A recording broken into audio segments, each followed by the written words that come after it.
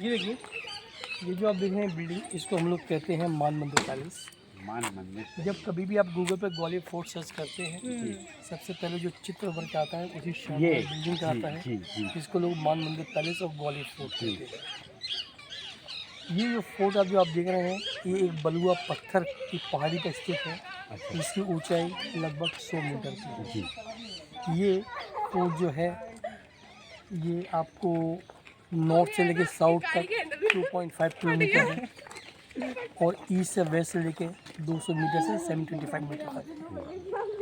इसका निर्माण, इस विशेष महल का निर्माण राजा मानसिंह तोमर द्वारा कराया गया था, जो तोमर वंश के थे।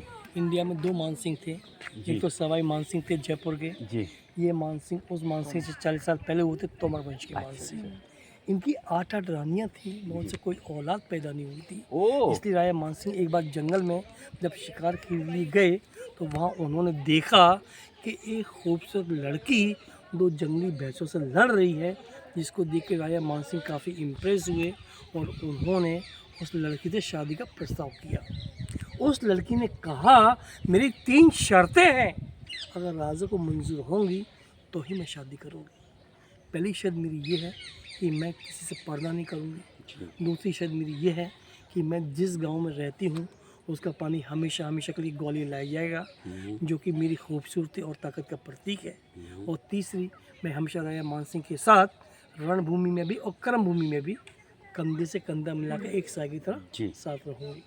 जब तीनों शर्तों की मंजूर कर ली गई तो उनकी शादी राजा मानसिंह तोमर के साथ हुई। क्या नाम था उनकी रानी का? गुजरी रानी का मृगनयनी। ओ मृगनयनी। उसका नाम था नन्नी। उसकी आंखें हिरनी जैसी सुंदर आंखें थी, तो राजा मानसिंह उसको एक मोहब्बत से नाम दिया था मृगनयनी। हिरनी जैसी आंखों वाली अद्भुत सुंदरी। ये जो आप पेंटिंग्स देख रहे हैं महल के ऊपर और बाहर अंदर, ये पूरी पेंटिंग्स आज की नहीं है, उस ज़माने की है जब इसका निर्माण कराया गया था। इसको हम कहते हैं मीनाकारी। ये पेंटिंग ड्राई फ्रूट, सल्फर, कॉफा, सैंड, मिरर को मिक्स करके बनाई जाती है। ये जो आप देख रहे हैं डोम्स आप देख रहे हैं ऊपर, इसमें कुछ डोम्स आपको मुगल शैली के दिखते हैं, कुछ हिंदू शैली के दिखते हैं। मुगल शैली के इसलिए दिखते हैं क्योंकि इसको अकबर ने रिपेयर कराया गया। ये डोम्स के ऊपर तांबे का, कॉपर का शीट लगाई गई थी इसके ऊपर, उसके ऊपर गोल्ड की प्लेटेड की गई थी और सभी आप देख रहे हैं ऊपर लगे हैं, उसके ऊपर डायमंड कंडी के मिरर्स लगे थे। और ये सारा जो ब्लू से उसका, उसके बीच में भी डायमंड थे, सब निकाल के इसी खूबसूरती का आलम क्या रहा होगा। किसी ने एक शेर कहा है ना कि खंडर बता रहे हैं, खंडहर बता रहे हैं क्या इमारत बुलंद थी। आज ये कहानी अपनी जुबान से बयां कर रही है कि जब मैं बन सा सवर के तैयार रही हूँ तो मेरी खूबसूरती कर रही हूँ। यानी ये कितने वर्ष पुराना है गुड़िया? 517 ईयर्स ओल्ड। अरे बाप रे। सामने आप जो देख रहे हैं, ये राजा मानसिंह की जो छतरी दिख रहे हैं, ये उनका दरबार आम हुआ करता था। राजा मानसिंह यहाँ पे गोल्ड की चेयर पर बैठा करते थे, मंत्रिमंडल लोग उनके बाहर बैठते थे, पीछे पब्लिक बैठा करती थी। उस ज़माने में हमारे यहाँ पर्दे का चलन था, पर्दे की प्रथा थी।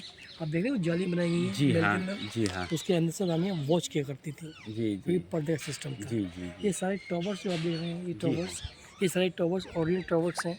फर्स्ट टॉवर जो देख रहे हैं जो अधूरा बना हुआ है, वो नया बनाया गया है, क्योंकि जब रानी ऑफ झांसी ग्वालियर आई थी 8 जून 1858 को, मैं काफ़ी बारीकी समझा रहा हूँ आपको, बिटिया पड़ी हुई है इसमें। जब रानी ऑफ झांसी ग्वालियर आई थी 8 जून 1858 को, 10 दिन वो ग्वालियर किले पर रही थी। मराठा विद्रोही सैनिकों के साथ मिलकर उन्हें इसको अपने कब्जे में कर लिया था। 18 जून 1858 को यहाँ पे काफ़ी भयंकर जंग हुई थी। इसके सामने एक पहाड़ी है, यहाँ पे अंग्रेजों ने तोपें लगाई थी और तोपों की मदद से इस महल को बम्बार्डमेंट किया था रानी को मारने के लिए। रानी ने काफ़ी डट कर मुकाबला किया, काफ़ी घायल हो गई और किले से निकल गई थी।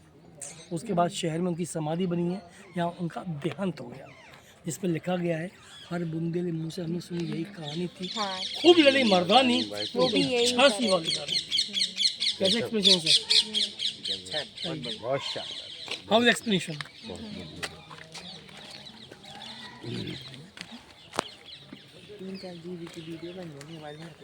भाई तो उनको तो वो ऐसा ही चला था काम। उन्हें